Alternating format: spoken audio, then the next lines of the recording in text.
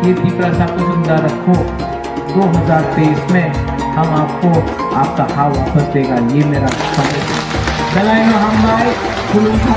धन्यवाद।